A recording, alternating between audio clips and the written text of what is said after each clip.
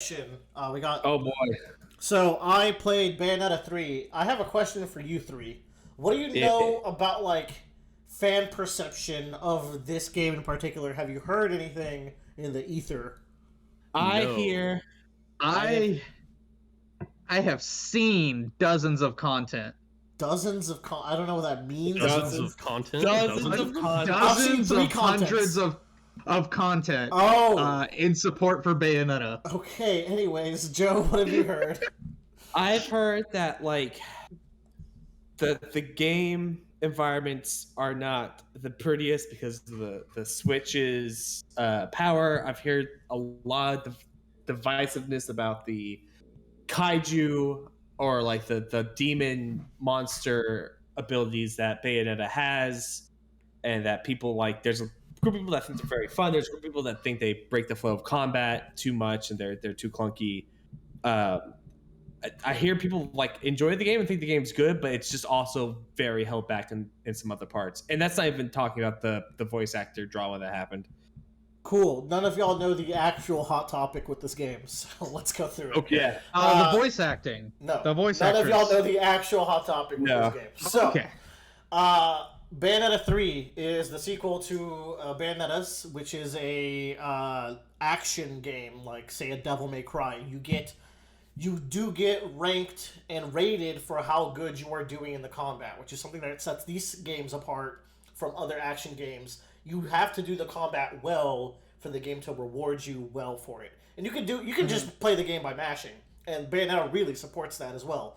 But if you get stylish and you do well and you don't get hit, and you do stuff fast, you get good medals for it. And like people who play these games strive for that.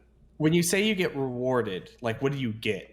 You'll get a little bit more, we'll say EXP to spend in the skill tree, but really it's a personal, like in Devil May Cry, if you get a B rank and you still pass the stage, you still pass the stage. But as like a player, there's that number, there's that B there, and you're like, I could get that to A, and eventually I could get that to S. It's a personal thing. With Bayonetta, you have bronze, silver, gold, platinum, and pure platinum for your ranks per battle. And It probably also just feels good to be stylish when you're killing because stuff. that's the thing, right? When you have a moveset as impressive as that, you want to use it to its potential. And when you do so, you coincidentally will also get the good rankings. So it's synergistic that way, right? I think this game's combat is insanely good. To address the kaiju thing, I think the kaijus are so fucking cool. The variety in them, you basically get to summon them at any point in combat, and you have about 10 of them. They all function so different from each other, and you unlock moves for them, so they have like very unique functionalities. One of my favorites is a giant frog called Ball. Ball's our attack is she will sing a song, and if you can sing that song 4 times, she will just rain poison on the entire field like it's a screen-wide nuke that does insane damage. Another fun summon is a Umbral Clock Tower. It's a giant clock tower that like opens up segments in it to unlock like guns and arms, and like the top of it will chomp down on opponents. You have one that's literally a demon train with chainsaws that come out the side. They get really creative with these. What's even better is this has the most weapons of any character game ever. These weapons are fucking nuts. I think someone like Bradley would get a big kick out of like just the nonsense that you can do with Bayonetta's moveset. I would say it's like I talked about how Dante's moveset in Devil May Cry 5 is like peak action game. Bayonetta is basically she has more moves than Dante, she just can't use them all at once. But you can pause and switch and your weapons and such. So overall she has more options going for it. So the combat is fantastic. The problem with the environment's 100% founded.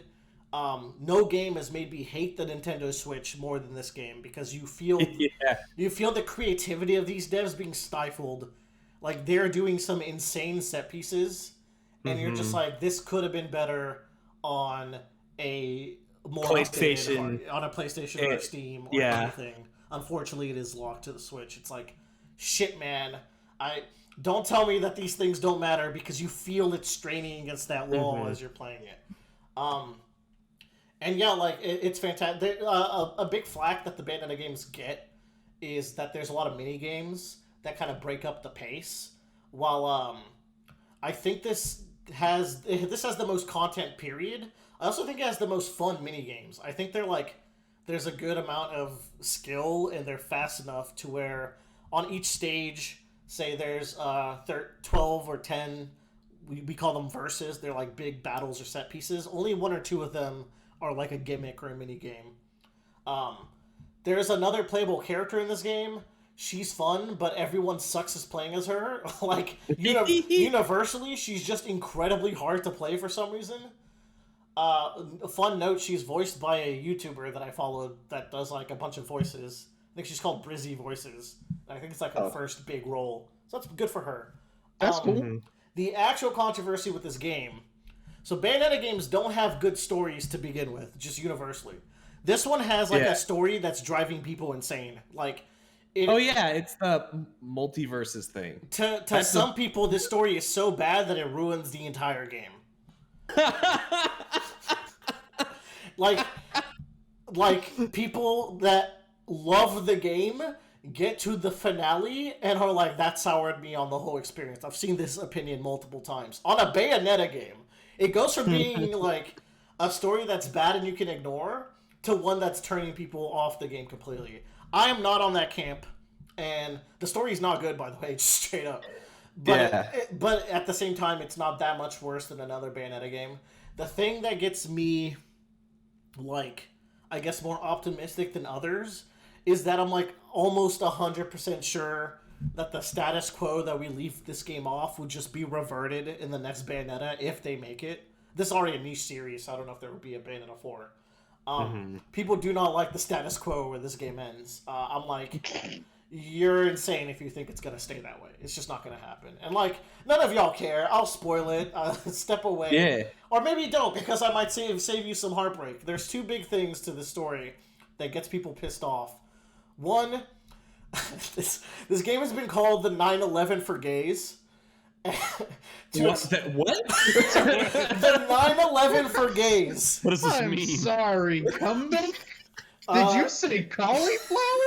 Did you say cauliflower? That is a ridiculous statement. My god! It was made by a podcast that I love listening to. They're very funny. I cannot fathom what that could possibly mean.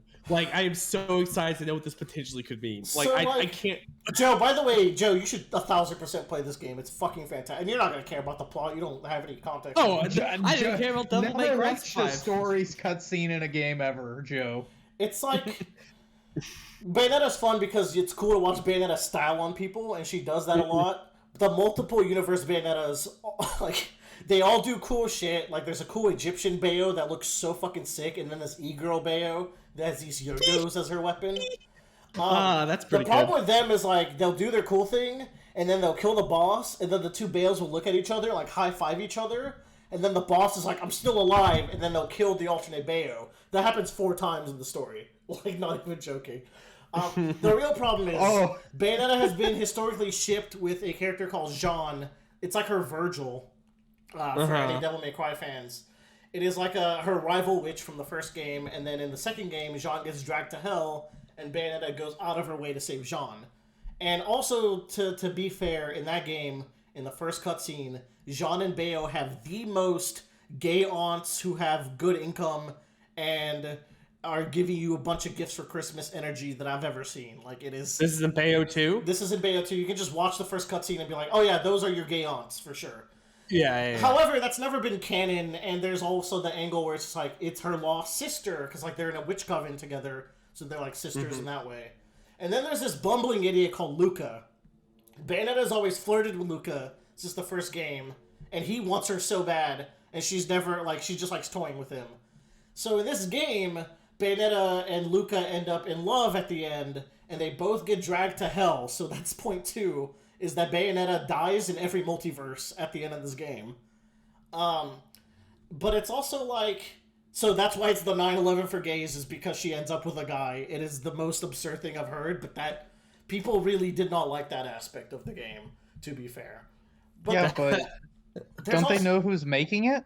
The guy who designed Bayonetta wanted her he designed her and this is the hottest woman for me. That's the kind of character he created. So those are the two main things. Bayonetta dies at the end, but it's first of all, when Jean died in 2, the plot is literally just rescuing her from there, so we're just gonna do that next time. Or the other multiverses did get restored. It's just not explained well in the plot. You have to read the files to get that. Man, so the other Bayos are back anyway. So it's fine. After playing the original God of Wars and in the original God of Wars, Kratos has literally died in every single game and crawled his way out of hell. I'm like, if an action character dies, they're coming back one way or another. Yeah, it's no big deal. I think the only main character that's ever been killed has been Shepard. That's a spoiler for me. Who does? He dies multiple times as well. So don't worry about it. The only time that's ever been killed has also been revived multiple times. So there you go. There's that Last of Us character that shall not be named. Joel. Yeah, Joel. Anywho, that's all I got to say about Bayonetta 3 for now. I fucking love this game. And I enjoy playing. Go become a demon train. Yeah, it's the fusion versions of Bayonetta and the demons are very cool. Bayo's on my list to play. It's just everything else has got to get done first. So it probably will be beginning of next year game. And we'll talk about it. I think you'll have a blast. I think that's what you'll also come to hate the Switch with a burning passion. I've already gotten tired of it.